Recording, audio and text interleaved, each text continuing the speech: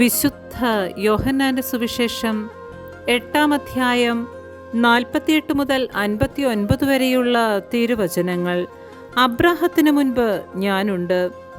യഹൂദർ പറഞ്ഞു, നീ ഒരു സമരിയാക്കാരനാണെന്നും നിന്നിൽ പിശാചുണ്ടെന്നും ഞങ്ങൾ പറയുന്നത് ശരിയല്ലേ?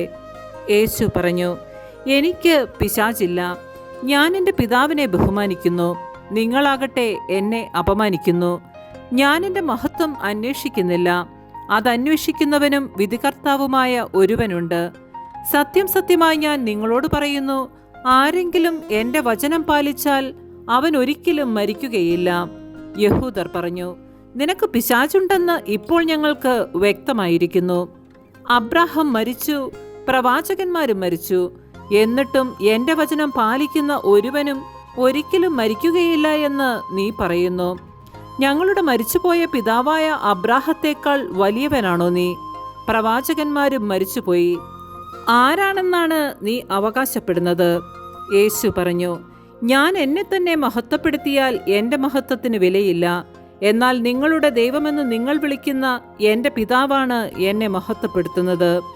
എന്നാൽ നിങ്ങൾ അവിടുത്തെ അറിഞ്ഞിട്ടില്ല, ഞാനോ അവിടുത്തെ അറിയുന്നു. ഞാൻ അവിടുത്തെ അറിയുന്നില്ല എന്ന് പറയുന്നെങ്കിൽ ഞാനും നിങ്ങളെപ്പോലെ നുണയനാകും. എന്നാൽ ഞാൻ അവിടുത്തെ അറിയുകയും അവിടുത്തെ വചനം പാലിക്കുകയും ചെയ്യുന്നു. എൻ്റെ ദിവസം കാണാമെന്ന പ്രതീക്ഷയിൽ നിങ്ങളുടെ പിതാവായ അബ്രാഹാം ആനന്ദിച്ചു. അവനത് കാണുകയും സന്തോഷിക്കുകയും ചെയ്തു.